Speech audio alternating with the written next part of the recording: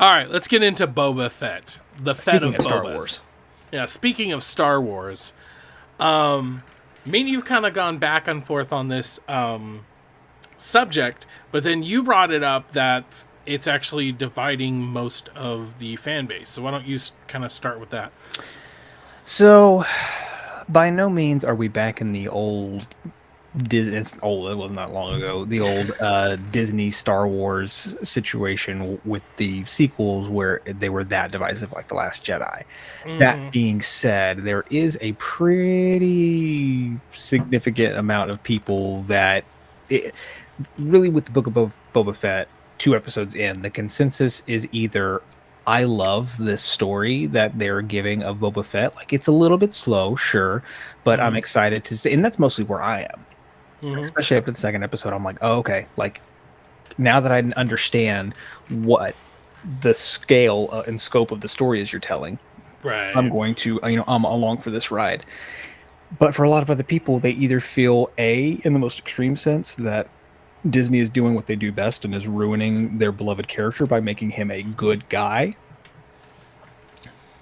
or it's just like I think it has a lot to do with the actual framing of the show itself. Because I'll be honest, the first episode, if they would have did episode 1 and 2 like they did with Hawkeye, I don't think I would have Right. complained about it. But having them release the week after week, like the first episode, when you have through your Marvel shows as well as the even Star Wars shows we've gotten so far, when you have given us like expectations of every episode having some kind of big thing, and this one was very, very, very intimate, caught a lot of people off guard. So Yeah, definitely. I know personally, I again am in the camp of I really love this. I think it's really cool that we're getting to see Tamora Morrison bring Boba Fett to life and actually get to see something with our eyes that we've only thought about with our mind. Yeah, Basically yeah. seeing this come to fruition. So episode 3 is going to be coming out as we record tomorrow. Yeah. So Yeah. we'll basically kind of see halfway through where it's at. Yeah, yeah. So I wouldn't say I'm on the opposite spectrum, but whereas you're cautiously optimistic, I would say, I'm more just kind of completely neutral. Because my biggest issue with it is the pacing and the structure of the episodes itself.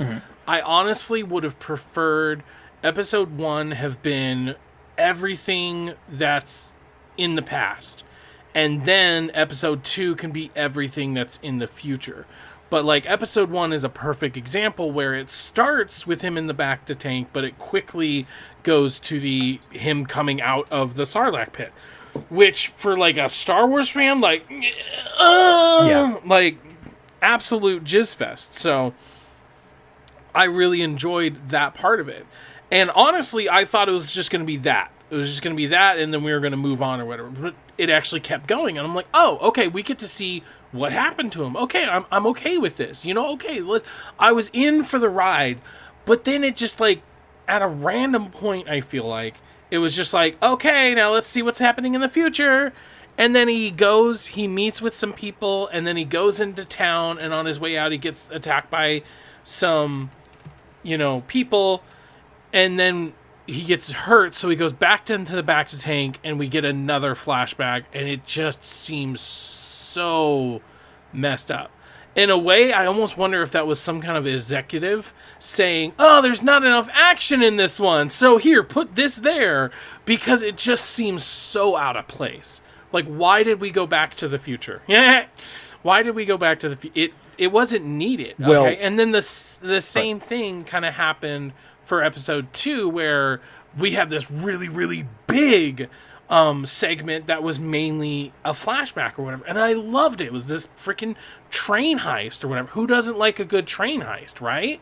And even just him teaching these, savages, if you will, like teaching him his ways or whatever, and it goes both ways. They're teaching him, he's teaching them, and it was like that dynamic is really cool, and I really enjoyed it. But then all the stuff in the future was just kind of like, okay, Cool. Oh, it's Chewbacca, but he's black fur. Oh, okay. Awesome. Yeah. So with that, actually, we'll go with that. Chewbacca. Apparently, which of course, this is I really don't know where I land with this kind of stuff when it comes down to the whole Halo thing of you'll enjoy it a lot more if you read the comic, blah blah blah blah blah blah blah. Oh yeah. So right. that Wookiee, I was like, ooh, that looks like Tarful from Revenge of the Sith. Turns out it's not. Turns out it's a gladiator sort of bounty hunter type Wookiee. I can't remember his name. I'll have to look it up. But him and Boba Fett have apparently had have runnings in the past, as well as this Wookiee and Obi-Wan, who apparently were rumored to see him in Obi-Wan. So it's a cool character that's returning from the comics, but most people don't know. Most people don't know who this person is. So let me ask you a question, because you had a kind of reaction. What's your opinion on what I said about the whole him being a good guy, being changed into a good guy? I mean, you could technically say that about the flashbacks with the people. That sounded bad. What are they actually called? No, Tusken Raiders. I know, but it means something way different in 2000s than it did in the 70s. That's fair. That's fair. That's fair. So anyways, Tusken Raiders. So the Raiders. Yeah, go Raiders. God damn it. Damn you, 2000s. Anyways, so the Raiders, the totally, politically correct Raiders, God, I totally forgot what the fuck I was saying. Him being nice to them, I don't know. In a way, they framed it as he couldn't escape. Obviously, he was tied up. And then because he helped, he was able to, come back or whatever. So it's like, I don't necessarily think he's good, because then you go back to the future and he's literally trying to take over a crime rink. And he wants to become the Dejuma or something. The Daimo. Dagopa. Close. Opa. Honestly, I think it just has to do with misconception. I think in some way they have kind of changed his narrative, which isn't a bad thing, because I mean, if you think, it's kind of one of those things. I think it wasn't until the second episode, whenever it kind of focused in on him, kind of not going crazy, but it was during the ayahuasca scene. The whole thing where he took where he took the lizard up the nose and did that peyote trip, which made me laugh.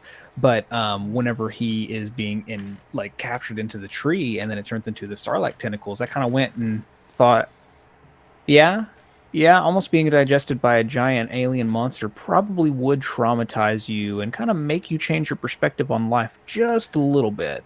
Right? So, I mean, this motherfucker had to crawl his way, or claw his way out, or punch his way, flame his way. He had to crawl his way out of a thing that was digesting him. Yeah. So a little change of perspective. And even then, I wouldn't agree that he's being good so much as he is morally ambiguity. Or morally ambiguous. Yeah, he's very much kind of at this moment in time, he's in anti-hero territory. Because definitely. I mean, he's Chronicles of Riddick or whatever. You wouldn't call Riddick a good guy other than someone he happens to care about. He begrudgingly helps out. Yeah.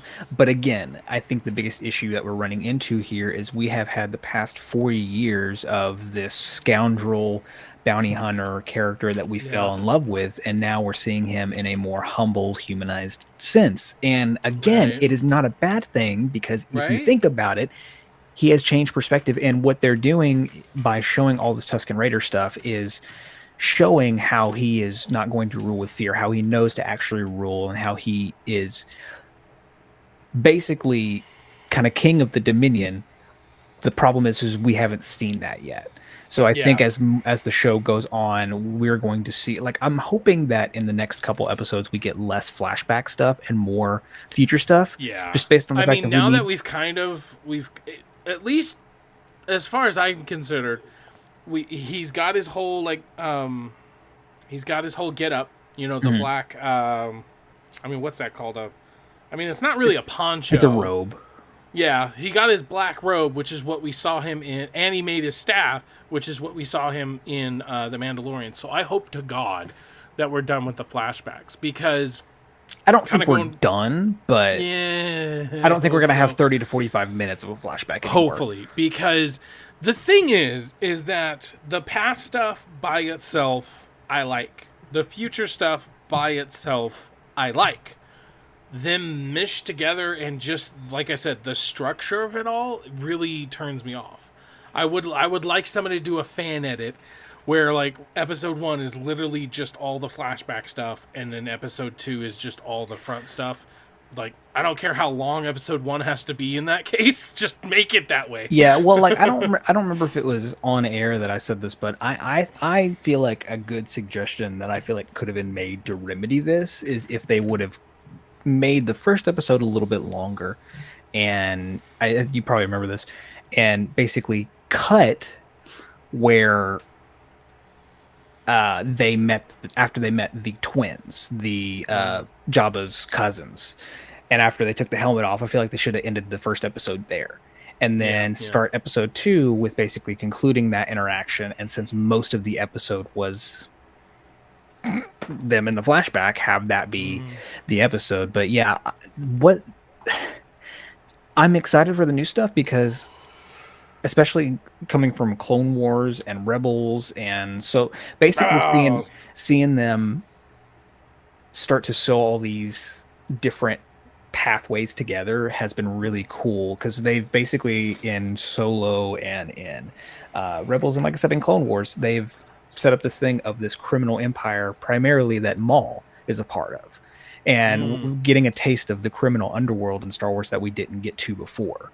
So I was sitting here like, fanboying on the train heist, because I was like, that's not who I think. And then sure enough, it was the Pike Syndicate, which in the Clone Wars is one of the most, you don't mess with them. They're just crazy. And so it was cool to see them actually brought to life for the very first time. But I mean, overall, this is a good show. And I had this thought because right around the same time I watched Matrix Resurrections.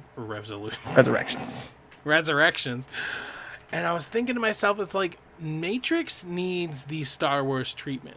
We're getting all these side stories that do sort of, mix into the regular Star Wars story or whatever, but we're getting all this side stuff, and it's just fleshing out the universe. Like, how many goddamn Star Treks are there? Like, love them or hate them, it's just like, there's a lot, okay? Yeah. And there's just so, especially now that Paramount Plus got their teeth into it. There's an animated one that looks like Family Guy. There's an animated one that's with CG. Then there's the one that's Discovery, and it's just like a bit much, At least Star Wars here, we have kind of the live action stuff and the animated stuff or whatever. But for the most part, I believe from now on, it's all going to be live action. So it's like they kind of left behind with the Bad Batch. They kind of, maybe, Bad Batch is still going to, basically take place post 66. So it's still going to kind of help with that story. And what would be cool, it could be cool to see something with Obi-Wan. Like, I kind of hope that they maybe do something cross paths there, do something alluding to it, because the last time we saw Obi-Wan animated was Rebels. True. But honestly, with this, I think it's just a matter of expectations. I feel like Disney should have done a better job of setting the expectations for this show, because they quite literally put it in place of where The Mandalorian Season 3 was supposed to be, and we just got finished, spoiler alert, seeing Luke Skywalker at the end of Mandalorian Season 2. And while this is a great story and one that I want to see, it is not the grand epic that Mandalorian has been. And so and I mean, while you're bringing up Mandalorian Season 1, I didn't love 100%. But by the time Season 2 came around, I love Season 2. And actually, when I went back to rewatch Season 1,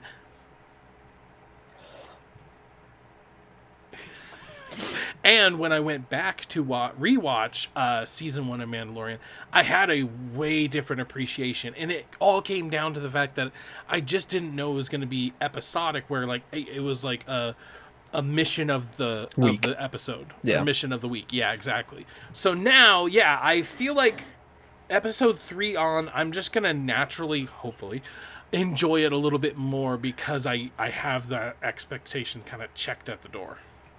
Yeah.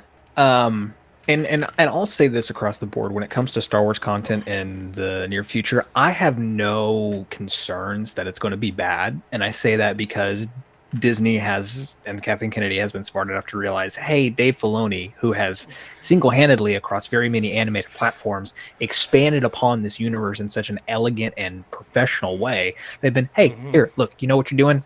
Handle this. And so he's handling most, if not all, of the current properties in conjunction with Favreau. So Star Wars is in good hands going forward, and I don't think we're in another era of Disney Star Wars like we were with the sequels. Yeah. But yeah, so like that's another part of my optimism is that in mind, I know that the ending is not going to be disappointed. I know right now, because I don't have the full context of the entire first season, like we were in the Mandalorian season 1, there might be episodes where we're like, but when we see the finished product, it's like, oh, okay. So yeah, that's what I'm hoping. I mean, what do you guys think? Do you like it? Do you hate it? Let us know down in the comments or in the chat. Have you been watching chat? I forgot we're doing this live. But anyways, but let us know down in the comments down below. I was Nick. And I was Nate. And you guys have a good day.